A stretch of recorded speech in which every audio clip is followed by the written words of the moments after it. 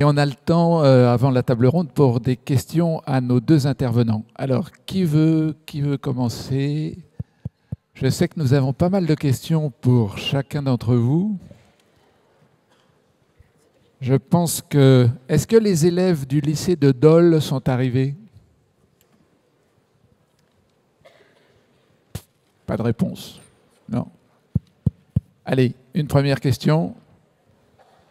Merci Bonchou, merci beaucoup, c'était très intéressant. J'ai une question pour monsieur Jean-Michel Le Cerf. J'ai pas bien compris le rapport entre acide gras et diabète et l'impact des produits laitiers. C'est basé sur des études épidémiologiques qui montrent que quand les gens consomment plus de produits laitiers, ils ont moins de diabète. Les mécanismes sont multiples. Ça passe sans doute par les acides gras qui modifient certains paramètres, notamment l'inflammation qui est diminuée, l'insulinorésistance qui est diminuée. Ça passe aussi par d'autres composés, le calcium, certaines protéines, des peptides fonctionnels, les probiotiques qui sont présents dans les aliments fermentés. Ce bénéfice est observé quels que soient les produits laitiers, plus particulièrement avec les produits laitiers fermentés. Voilà, donc c'est basé sur des études épidémiologiques qui sont toutes cohérentes et concordantes. Une autre question? J'ai peut-être en poser une en attendant que quelqu'un se décide. Comment les avancées de la chimie et de la biologie permettent-elles de mieux comprendre l'impact des aliments sur notre métabolisme? C'est sur la base d'études multiples, qui sont à la fois des études expérimentales, des études qu'on commence in vitro, puis in vivo chez l'animal, puis ensuite des études cliniques qui permettent de montrer des effets. Après, on passe à des études épidémiologiques. Alors, les études épidémiologiques ne permettent pas d'avoir la preuve de la relation de cause à effet.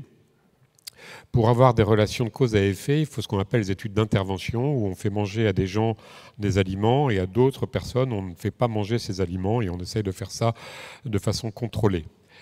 À ce moment-là, on peut établir qu'il y a une différence d'effet entre les deux types d'alimentation ou d'aliments.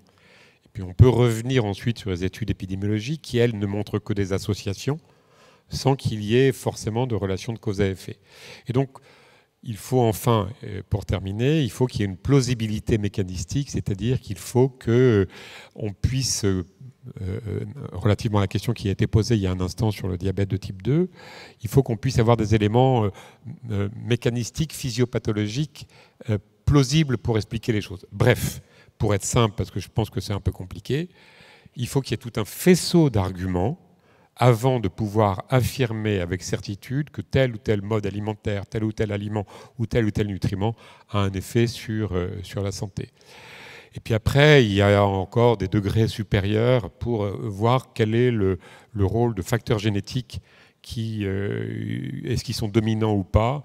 Et on peut faire des méthodes qui sont des méthodes de randomisation mendélienne permettant de dire cette relation de cause à effet, en fait, elle est biaisée par des différences qui existent chez les individus au départ. Voilà, c'est un peu tout ça qui fait que la nutrition progresse, mais la nutrition doit toujours rester prudente.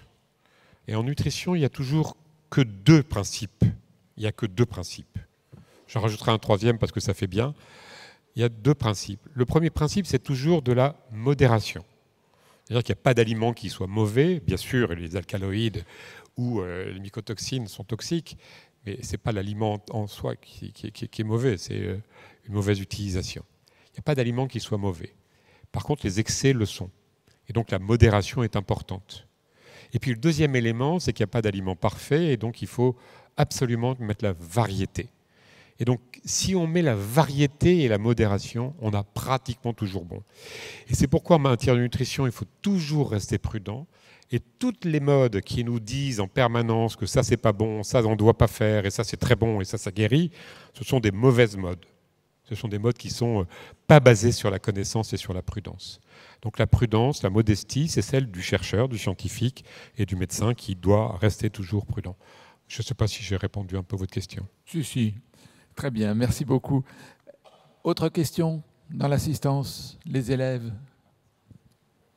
Il y a une question à gauche. Bonjour. Comment fonctionne la cuisine moléculaire?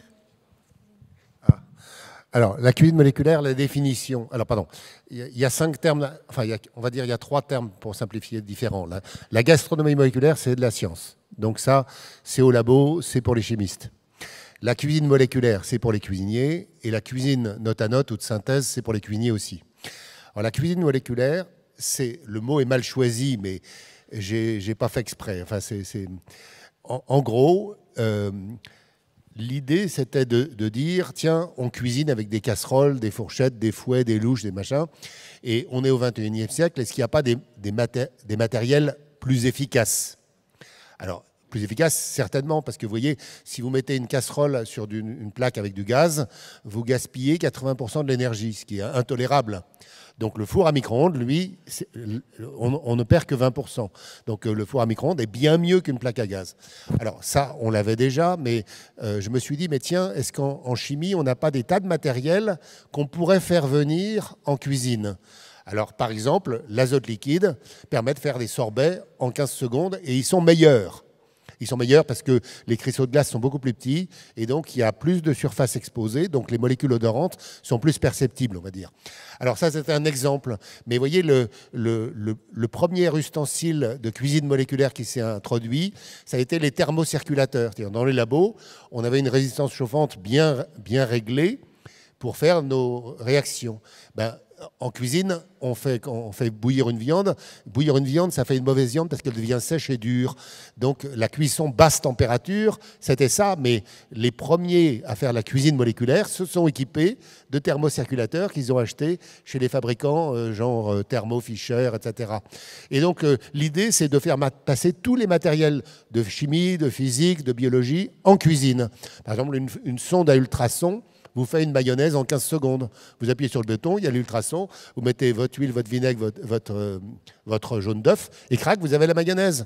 Pourquoi est-ce qu'on s'ennuie à battre comme longtemps, avec un fouet qui date depuis longtemps? Il y a plein de façons de faire. C'est du passé. J'ai introduit ça en 1980 avec Nicolas. Et en 99, le nom était donné. Donc c'est très vieux. Nos lycéens, ils n'étaient pas nés. Aujourd'hui, il y a bien plus excitant avec cette cuisine note à note de synthèse, parce que là, il y a des goûts qu'on n'a jamais eus, il y a des consistances qu'on n'a jamais eues, il y a des saveurs qu'on n'a jamais eues, c'est des couleurs. Et c'est donc, moi, je vous invite à oublier la cuisine moléculaire, ça c'est pour les vieux, passer à la cuisine de synthèse ou à la cuisine note à note pour la partie artistique. Et je vous assure que le président m'a empêché de montrer la diapo où il y avait un petit macaron vert qui était fait par Julien Bins en Alsace. Et ce macaron, je l'ai encore en bouche tellement il était bon. C'était il y a 5 ans. Il avait une espèce... Donc la coque était bien faite, elle était croustillante, elle était bien, mais surtout, il y avait un goût. Alors dedans, il y avait du 1,6-hexène-3-ol. Il y avait une ionone et il y avait un troisième composé, je sais plus. Ah si, il y avait un peu de benzaldéhyde. C'était sublimement composé, c'était équilibré, c'était très bon, quoi. Et donc... et nourrissant. Ah mais bien sûr, parce que vous voulez plus de gras, je vous mets plus de gras, vous mettez moins de gras, vous voulez plus de protéines, je vous mets plus de protéines, et vous êtes allergique, je ne vais pas mettre les composés qui vont faire une réaction. Donc c'est une cuisine sur mesure. On pourrait même la coupler à des analyses ADN et faire une cuisine personnalisée du point de vue de la santé. Enfin la santé, bon, enfin bref, le chocolat c'est bon parce que c'est du gras et du sucre, hein, on est bien d'accord. Hein.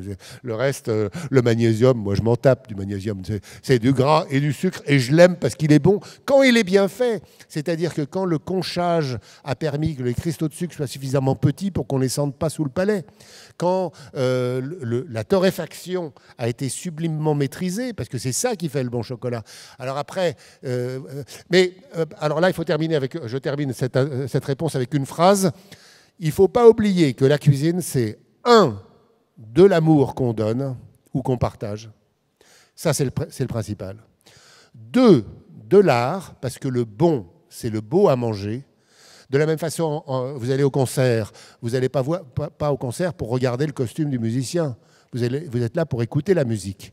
Donc en musique, c'est le beau à entendre. En cuisine, le bon, c'est le beau à manger. Et donc c'est pour ça qu'on parle d'art culinaire. Donc le premier, 1, c'est l'amour, 2, c'est l'art, et 3, c'est la technique. Battre un blanc en neige, moi ça m'ennuie un peu, et je préfère avoir pas un siphon. Alors, ah oui, je suis très en faveur de l'interdiction des siphons, parce que dedans il y a des cartouches de N2O, qui est le gaz hilarant, qui est merveilleux, mais il y a plein de gens qui se shootent avec. Ça fait, et puis en plus, c'est pas durable. C'est des petites cartouches qu'on jette, c'est pas bon. C'est pas recyclable correctement. Il vaut bien mieux avoir une pompe avec un aérographe et vous avez le même système de mousse que vous produisez, sauf qu'une petite pompe électrique, c'est ploc, ploc, ploc, ploc et vous avez votre système. Donc il faut changer, oublier les siphons et passer à la pompe. Alors, nous avons une question. Oui, moi, je voulais quand même commenter ou apprécier quand même le magnifique panorama historique de la cuisine que Hervé nous a présenté. On avait envie, lui aussi d'ailleurs, avait envie que ça dure 3 jours, mais on avait envie que ça dure 3 jours. Ceci dit, à la fin, j'aurais bien aimé qu'il y ait un commentaire sur quelque chose, parce qu'il y a un phénomène qui se passe en ce moment, qui est quand même un peu extraordinaire. Est-il si rare, est-il si temporaire que ça? Mais c'est qu'on nous vend du vin. On nous vend du vin, comme toujours. Mais on nous vend du vin sans alcool. C'est quand même absolument extraordinaire. On va chez Nicolas, qui est quand même un spécialiste, il y a du vin sans alcool. Alors, bon, qu'est-ce qu'il faut en penser? Il faut peut-être une mobilisation générale contre quelque chose comme ça. Qu'est-ce qu'il faut en penser? En plus, il se trouve que le vin sans alcool, parfois, il a un goût d'alcool. Alors moi je répondrais, première chose, la loi de 1905 sur le commerce des produits alimentaires veut que les produits soient sains, loyaux et marchands. Bon. Alors le problème c'est que sain, c'est quelque chose de compliqué, comme Georges Casse le montrera peut-être, mais il faut quand même pas que ça vous intoxique tout de suite, quoi. Loyal, moi j'y tiens beaucoup, c'est-à-dire que la viande de cheval, c'est pas du bœuf. Et je suis très opposé à l'expression vin sans alcool, comme je suis très opposé à l'expression viande de synthèse, parce que c'est pas de la viande. Donc appelons ça différemment. Je suis très opposé à... En ce moment, il y a des gens qui font des œufs. Mais ce n'est pas des œufs. Alors, ils n'ont qu'à inventer un autre nom. C'est pas difficile d'inventer des noms. Ils ont qu'à appeler ça des turlututus, je sais pas, et puis ils vendront des turlututus. Mais pas vin sans alcool, pas bière sans alcool. C'est pas de la bière, c'est pas du vin. Je pense qu'on n'a pas le droit. Et le législateur se compromet gravement s'il accepte qu'on utilise ces mots. Et puis j'avais oublié marchand. Alors la notion de marchand, c'est plus compliqué. En gros, c'est quand vous achetez une saucisse, il ne faut pas qu'il y ait trop d'aponévrose dedans, parce que sinon, c'est une saucisse, elle est saine, c'est une vraie saucisse, mais elle n'est pas mangeable en fait. Une question là-bas. Oui, je change un peu de sujet. L'Europe vient d'autoriser récemment l'incorporation de protéines dans les aliments. Est-ce que c'est l'aliment de demain ou est-ce que le bilan concernant ces protéines est suffisant? Ces farines d'insectes est suffisant pour les incorporer dans les aliments? Alors là, on en parlera dans la table ronde et puis cet après-midi. La question des protéines, elle est essentielle, hein, parce que l'être humain, je vous ai dit, 70% d'eau, 20% de protéines et 10% de gras. Ces protéines, il faut qu'on les trouve quelque part. Donc, où est-ce qu'on va les trouver ? Si on reste dans une alimentation traditionnelle, c'est soit les légumineuses, et voilà pourquoi 2016 était l'année internationale des légumineuses. Les légumineuses sont des plantes qui font des protéines, et donc de sociétés comme Roquette extraient très bien les protéines, c'est merveilleux, mais si on a les protéines, on va faire la cuisine de synthèse, et donc ça va aller parfaitement. Donc j'espère que Roquette va soutenir mes initiatives. Je ne veux pas gagner d'argent, hein, ce n'est pas le but, je veux arriver à convaincre mes amis qu'il y a autre chose à manger qu'une côtelette de porc ou un rôti de bœuf. On peut continuer à le faire, mais à côté de ça, il faut se préoccuper des... La question de la cuisine de synthèse, elle est intéressante parce que il y a des gens qui disent « je déteste ça, j'en veux pas ». Moi, ma réponse, c'est « et alors vous allez manger quoi ?» Parce que, vous vous rappelez, on nourrit 6 milliards, il y en aura 10. S'il y a 4 milliards qui meurent de faim, il y a une guerre mondiale. Sûr. Là, ce n'est pas une hypothèse, c'est une certitude. Comment est-ce qu'on va nourrir ces 4 milliards en plus? Moi, je m'en fiche, je serai mort, en quelque sorte. Mais mes enfants seront là. Mais qu'est-ce qu'on va faire? Et je dis à toute personne qui ne veut pas de la cuisine de synthèse, qu'est-ce que vous proposez d'autre? pour en plus faire une alimentation durable, c'est-à-dire que la planète doit rester habitable. Donc il y a des questions très passionnantes, et le végétal est une piste importante, peut-être pas pour qu'on soit tous végétariens, mais parce que le végétal produit des protéines, produit des pectines, produit des sucres, produit des acides aminés. Moi, quand je tombe mon gazon, je m'effraie. Dans mon gazon, c'est de l'eau, de la cellulose, des pectines, des sucres, des acides aminés. Et je le jette. Extrayons les composés du gazon pour les manger. Question là-bas. Je suis un petit peu plus prudent quand même, Hervé. Non pas sur le gazon, mais sur la population. Les études montrent qu'il y aura un point culminant aux alentours de 2050-2060. Peut-être on ira jusqu'à 2070, et puis après ça va décliner. Donc la surpopulation mondiale, il faut se méfier de ce mythe qui peut... Bien sûr, il y a une augmentation de la population, mais cette population va ensuite décroître. Et aujourd'hui, la production de protéines dans le monde est suffisante si on ne considère plus, si on considère qu'il y a énormément de gaspillage et énormément de gâchis. Et l'essentiel de la malnutrition dans le monde ne vient pas d'un manque de production, mais vient de problèmes politiques, de problèmes de conflits entre les pays. Et c'est vraiment ça qui est le cœur de la problématique. Et c'est vrai qu'il faut introduire davantage de protéines végétales dans notre alimentation, mais il faut faire attention à ne pas opposer les deux. Elles sont complémentaires, les protéines animales et les protéines végétales. Après, sur les protéines de synthèse, moi j'ai un point de vue qui rejoint un peu le tien quand tu parles que manger de la cuisine, c'est d'abord du partage, du plaisir, etc. Mais avec les aliments, on construit une relation. Et moi, cette relation avec les protéines de synthèse, j'ai beaucoup de mal à la construire. Donc, mais moi, avec ma relation avec la carotte, je m'en fiche de la carotte. Moi, je m'en fous pas parce que cette carotte, elle a une origine, elle a du sens. Et les protéines végétales aussi, elles ont été produites par des agriculteurs. Bien sûr, mais quand on parle de protéines de synthèse, quand on parle de viande de synthèse, pour moi... Non, mais je n'ai pas parlé de protéines de synthèse, viande de synthèse. J'ai dit, on prend des protéines... et on va les prendre dans le végétal, et avec ça, on construit le plat. Il ne faut pas se méprendre sur le mot synthèse. Il ne s'agit pas de faire la synthèse organique de chaque composé. On peut le faire. La synthèse de la vitamine B12 a nécessité 300 chimistes chez Woodward pour y arriver. Mais il ne s'agit pas de ça. Il s'agit de prendre des protéines, des acides gras, des triglycérides, des machins, et de construire un plat. Et ça se fait. Notre plus jeune concurrent du concours de cuisine Notanote avait 12 ans. Il n'a pas fait de synthèse organique, il a fait la synthèse du plat. C'est une autre question. Merci de la réponse. Ça prouve qu'il y a de la confusion dans mes propos. Hein. Donc je suis content de pouvoir éclaircir ça.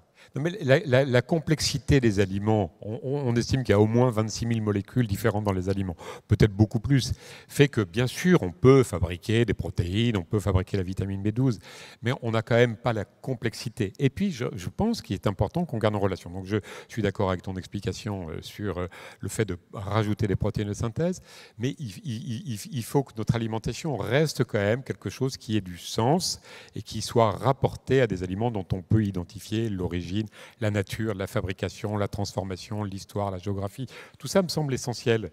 Je ne suis pas du tout d'accord avec toi, parce que je pense que tu donnes des haricots verts cuits comme on les cuit aujourd'hui à ton grand-père, ils seront immangeables parce qu'ils seront crus. Il va dire que c'est cru.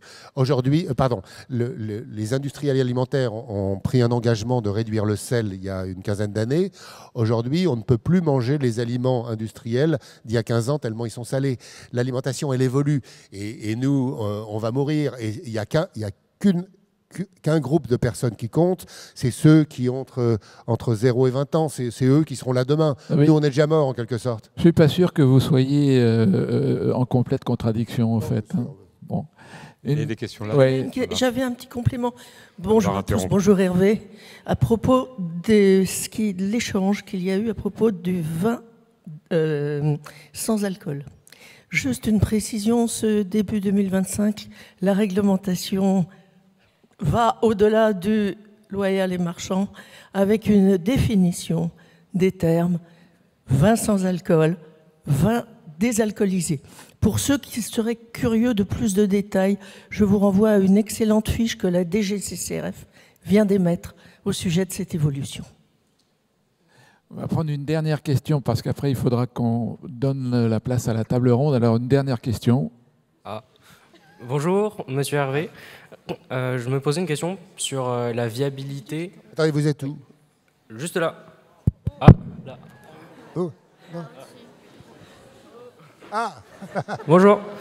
Bonjour. Je me posais une question sur la viabilité donc, de la cuisine de synthèse, notamment sur la difficulté d'obtenir les matières premières et sur l'acceptabilité de la population, notamment parce que ça rentrerait sûrement dans la catégorie des aliments ultra transformés, qui poserait sûrement des problèmes sur la viabilité au long terme de cette cuisine. Donc je me demandais si il y aurait des aspects qu'on n'a pas encore, dont on n'a pas encore connaissance, qui pourraient faire accepter cette cuisine qui paraît quand même incroyable plus facilement dans notre société. Alors, merci de la question. Enfin, elle est triple. Alors, premièrement, où trouver les ingrédients? Moi, je trouve qu'il n'y a rien de mieux qu'un champ. Parce qu'un champ, c'est renouvelable. C'est-à-dire qu'il y a la pluie qui tombe, il y a le soleil, il y a de l'énergie, il y a tout. Et puis, on va produire donc des végétaux. Et là, on va fractionner. C'est-à-dire qu'on va fractionner, on va obtenir des protéines, on va obtenir des amidons, on va obtenir des celluloses. Donc, on a des composés. Et aujourd'hui, c'est ce que fait Rocket. Enfin, il y a des champs sur lesquels on extrait les protéines végétales, par exemple. Mais par tonnes, enfin, ou par dizaines de tonnes ou milliers de tonnes, je ne sais pas les quantités. Donc, il me semble que le champ, c'est une valeur sûre. Il ne s'agit pas de faire de la synthèse organique, hein, je le répète. Le champ est une valeur sûre. Bien que je ne m'empêche pas de la faire de la synthèse organique, parce que du benzaldéhyde, j'en faisais quand j'avais 12 ans dans mon labo, donc pourquoi pas maintenant. Alors ça, c'est la première question. La deuxième question, l'acceptabilité, elle est très passionnante. J'ai montré Parmentier, à l'époque, personne ne voulait des pommes de terre, et l'Académie l'Académie de médecine avait même dit que ça donnait la lèpre. Or, le public avait faim. Et c'est pour ça que Parmentier a introduit les pommes de terre. Il a introduit les pommes de terre en les donnant au roi. Je simplifie l'histoire. Hein. Mais si le roi le mange, le peuple en veut. Parce que le peuple a faim, de toute façon. Pour la cuisine moléculaire, c'est la même histoire qui s'est passée. J'ai fait la même chose. Au début, je donnais la cuisine moléculaire à des chefs 3 étoiles. Eston Blumenthal, Ferran Adria, Pierre Gagnère, etc. Et pas pour qu'on fasse de la cuisine qui soit chère, mais pour faire de la cuisine qui est la cuisine du roi et que le peuple en ait envie. Et voilà pourquoi ça a marché si bien. Donc là, cette stratégie, elle est pénible parce qu'elle est indirecte, mais elle est efficace. Donc pour la cuisine de synthèse, je fais la même chose. Dans le fond, l'acceptabilité, le peuple n'en veut pas. Le peuple, c'est moi aussi, hein, je ne me mets pas en dehors. Hein. Nous n'en voulons pas. Sauf que si on la fait manger au roi, nous en voudrons. Et si en plus c'est bon, à ce moment-là, ça prend une autre dimension. Alors évidemment, il faut que ça soit sain. Mais l'acceptabilité, la mode est tellement changeante que je ne veux pas en entendre parler. Moi, j'ai autre chose à penser. J'ai à penser que... Et puis, il y a les jeunes. Les jeunes, de toute façon, ils veulent ennuyer les vieux. Donc, on va leur faire manger à eux des McBurgers verts avec des goûts martiens. Et puis, là, ça sera leur cuisine, comme la musique moderne a été la musique des jeunes. Et la musique des jeunes, elle a balayé Mozart et Bach. Bach et Mozart existent encore au Théâtre des Champs-Élysées, mais c'est une population très limitée. Aujourd'hui, c'est, je ne sais pas quoi, Silus Miret, ou je ne sais pas comment il s'appelle, enfin, je ne sais pas comment s'appellent les chanteurs, je n'ai pas ça au labo, mais comment il s'appelle? Je ne sais pas. Miley Cyrus. Miley Cyrus, bah voilà. Je vais compléter une seconde sur les ultra-transformés. Ah oui, les prétendus ultra-transformés. La question est intéressante. Effectivement, tout à l'heure, quand j'ai parlé de 3 qualités pour notre alimentation, j'en ai oublié une troisième. Le premier, c'est la modération, la deuxième, c'est la variété, la troisième, c'est la qualité.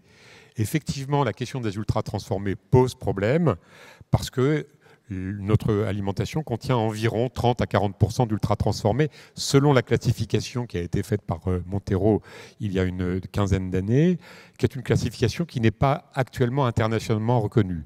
Mais il est vrai que les études basées sur cette classification montrent qu'une trop grande consommation de ces aliments, qui représentent quand même 30 à 40% de notre alimentation, est associée, c'est pas une relation de cause à effet, est associée à une augmentation d'un certain nombre de problèmes de santé. De sorte que le message essentiel, c'est manger plutôt des aliments peu ou normalement transformés, cuisiner le plus possible, et là je rejoins Hervé, là on se retrouve, cuisiner le plus possible, en respectant la qualité des aliments, avec des modes de cuisson qui sont adéquats, bien entendu. Donc, c'est une vraie question scientifique, et c'est vrai qu'il y a encore du travail pour savoir sur quelle base on reconnaît vraiment qu'un aliment est dit ultra transformé. Bien, ben écoutez, on va en rester là parce que le temps tourne et je vous demande d'applaudir nos deux intervenants. Je crois que c'était passionnant. Et on va laisser la place à la table ronde.